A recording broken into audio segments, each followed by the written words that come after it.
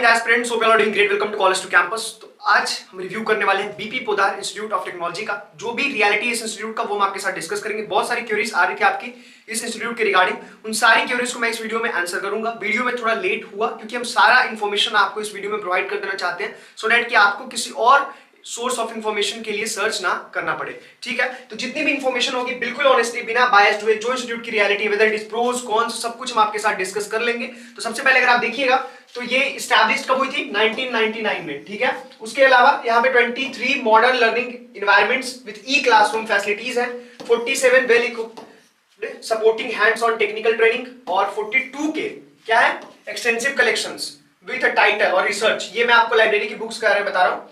उसके साथ साथ अगर आप देखिएगा तो ये all India council of technical education यानी एआईसीटीई से भी अप्रूव्ड है, मकाउ से ये एफिलिएटेड है। बहुत सारे क्वेश्चंस आपकी आती है कि ये इंस्टीट्यूट एफिलिएटेड किससे है, तो मकाउ यानी मौलाना Abdul Kalam Azad university of technology से ये एफिलिएटेड है। उसके साथ साथ अगर आप देखिएगा 1999 में एस्टैब्लिश्ड है। ये सारा कुछ मैंने मेंशन कर लिया है। हल्दीराम है ना, इसमें ये लोकेटेड है, उसका एड्रेस मेंशन किया हुआ है। उसके साथ साथ अगर आप देखिएगा प्रोग्राम की portfolio, I hope this is visible to you. ठीक है, तो अंडर ग्रेजुएट प्रोग्राम आपको इंजीनियरिंग, जिसमें हमारा मेजर प्रेफरेंस है, तो इंजीनियरिंग में अगर आप देखिएगा तो आपको क्या क्या मिल रहा है? बीटेक इन सीएससी है ना, EC and electronics and communication engineering, information technology, electrical engineering. ये क्या है? This is traditional core branch, और ये क्या है? Modern core branch CSC. ठीक है, तो ट्रेडिशनल मॉडर्न दोनों मिलेगी आपको यहाँ पे। उसके साथ साथ बीसीए यानी बैचलर्स इन कंप्यूटर एप्लीकेशन भी मिल जाएगा।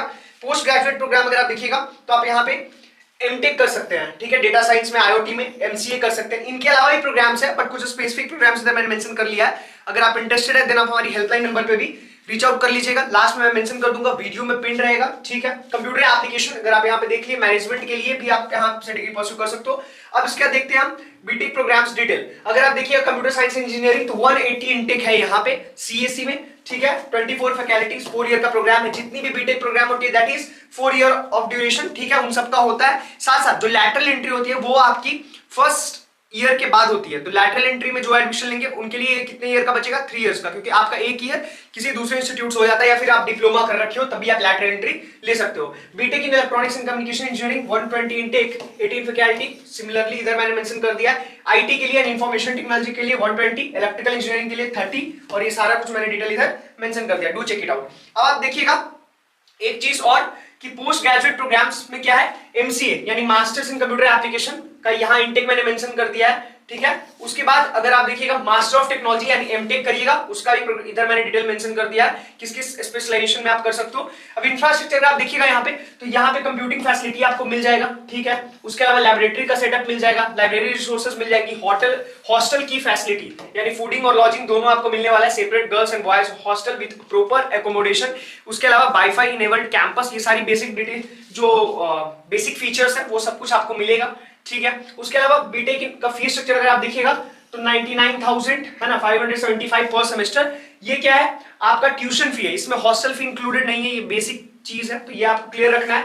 अगर आप लैटरल एंट्री करोगे, एज आई मेंशन्ड अर्लियर कि लैटरल एंट्री क्या होता है, फर्स्ट ईयर के बाद अगर आप डिप्लोमा कर रखा है या फिर आपने जेई लेट वाले बच्चे भी लैटरल एंट्री लेते हैं। ये बंगाल के बारे में मैं बता रहा हूं क्योंकि ये कॉलेज बंगाल से है। जेई लेट को अपीयर करके आप लैटरल एंट्री ले सकते हो। अगर आपका प्रीवियस ईयर में जो कॉलेज से आप डिग्री परस्यू कर रहे हो, अगर उससे आप सेटिस्फाइड नहीं हो देन आप स्विच कर सकते हो from second year onwards. Getting my point? तो कभी भी ईयर ड्रॉप नहीं लेना। अगर आपको कॉलेज मिल रहा है देन एडमिशन ले लीजिए। जेई लेट को आप अपीयर कर सकते हो, उसके बाद फिर से कॉलेज आप स्विच कर सकते हैं from second year onwards. Getting my point? So ये सारी चीज मैंने मेंशन कर दिया है। 4th से 8th सेमेस्टर आपको देना होगा 69, ठीक है, 575। थर्ड सेमेस्टर में देना होगा 90, 80। थर्ड सेमेस्टर यानी कि उस कॉलेज का आपका क्या होने वाला है? पहला सेमेस्टर। ठीक है, क्योंकि यहाँ पे आप सेकेंड ईयर में आ रहे हो। ठीक है, तो फर्स्ट ईयर में से 2 सेमेस्टर्स हो गई, तो थर्ड सेमेस्टर आपका पहला सेमेस्टर होगा, इसलिए इसमें बहुत सारा एक्स्ट्रा चार्जेस इंक्लूडेड होते हैं, इसलिए फर्स्ट सेमेस्टर में आपको ज्यादा पे करना पड़ेगा कंपैरेटिवली। उसके अलावा सब्सिक्वेंट सेमेस्टर में इधर मैंने मेंशन कर दिया है, ये फर्स्ट सेमेस्टर, ये सेकेंड सेमेस्टर, ये उनके लिए है जो यहाँ पे है ना अपना चारों का चारों साल लगाने वाले हैं। ठीक है, यानी first, second, third, fourth. MCA programs के लिए अगर आप देखिएगा यहाँ पे मैंने फीस स्ट्रक्चर मेंशन कर दिया। Do check it out. Master in computer application भी यहाँ से कर सकते हैं आप। एमटेक प्रोग्राम के लिए मैंने मेंशन कर दिया ये फी, तो आप यहाँ से देख लीजिएगा सेमेस्टर वाइज। ठीक है, उसके बाद प्लेसमेंट परफॉर्मेंस देखते हैं।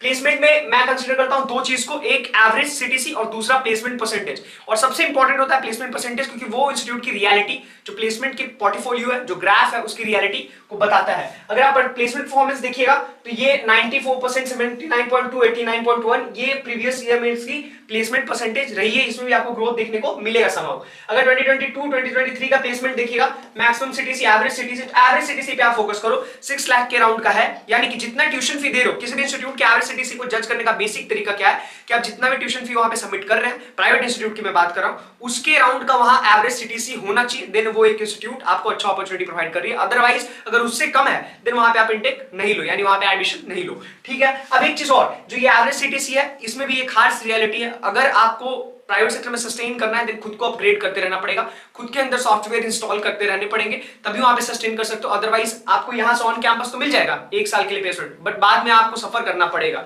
ठीक है, तो स्किल सेट पे आपको काम करना पड़ेगा। यहां पे भी देख सकते हैं एवरेज सीटीसी में, ठीक है, अराउंड 6 लाख का एवरेज सीटीसी यहां पे आपको मिल जाएगा। ठीक है, उसके साथ साथ अगर आप देखिएगा तो जो भी कॉलेजेस रिलेटेड आपको प्रॉब्लम आ रही है, not only regarding this particular institute but किसी भी institute across Kolkata, across India, if you're facing any kind of problem regarding colleges and universities, then me and my team is always there for your help. Never hesitate to contact us. आपको करना क्या है, एक priority list बना लेनी है colleges की। ठीक है, अब ये जो प्रायोरिटी लिस्ट बनाइएगा आप, इसमें आपको क्या करना है, 3-4 फैक्टर कंसीडर कर लेना है। सबसे पहला फैक्टर आपका क्या होगा, इसमें आपका इंटरेस्ट, आपका किस प्रोग्राम में इंटरेस्ट है, उसी प्रोग्राम में डिग्री परस्यू करना है। ऐसे किसी से कन्विंस होकर के, किसी से मोटिवेट होकर के और इंस्टीट्यूट की रेपुटेशन के बेसिस पे एडमिशन नहीं लेना है। सेकंड फैक्टर क्या है आपका बजट, फाइनेंशियल स्टेटस क्या है। ठीक है, फाइनेंशियल स्टेटस, बहुत सारी कॉलेज है जहां पे स्टूडेंट क्रेडिट कार्ड के बेसिस पे आप डिग्री परस्यू कर सकते हो, तो आपको परेशान नहीं होना है, स्किल सेट पे काम करो, आपको बहुत सारी प्लेसमेंट अपॉर्चुनिटी मिलेगी, इवन मैं भी आपकी हेल्प कर दूंगा। ठीक है, और तीसरा फैक्टर है आपका रैंक अचीवमेंट। रैंक और अचीवमेंट के बेसिस पे फी में कंपनसेशन मिलता है बहुत सारे इंस्टीट्यूट्स में,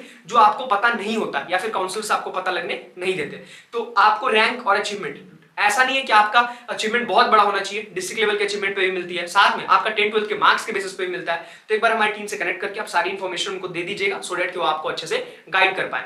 ठीक है, हमारा हेल्पलाइन नंबर इधर मेंशन है, उन पे आप कॉल कर सकते हैं, अपनी क्वेरी रेज कर सकते हैं, आप मुझे मेल ड्रॉप भी कर सकते हैं, डिस्क्रिप्शन बॉक्स में मेल भी पिन है मेरा, या फिर आप हमें व्हाट्सएप कर सकते हैं, जिस भी मोड में आप कंफर्टेबल है, you are free to contact us. और अगर वर्चुअल मोड में आप कंफर्टेबल नहीं है, देन आप हमारी ऑफिस कोलकाता के रिलेटेड जितनी भी प्रॉब्लम्स हैं कॉलेजेस रिगार्डिंग, आप हमारी कोलकाता की ऑफिस विजिट करके भी मिल सकते हैं। वहां पे भी हमारी 24/7 टीम अवेलेबल है आपकी हेल्प के लिए। कोई भी एक्स्ट्रा चार्ज आपको पे नहीं करना है और किसी को भी आपको एक्स्ट्रा डोनेशन पे नहीं करना है। Till then stay blessed, stay happy and don't forget to subscribe our channel, so that कि आपको वीडियोस की रिगार्डिंग नोटिफिकेशन मिल जाए। Best wishes.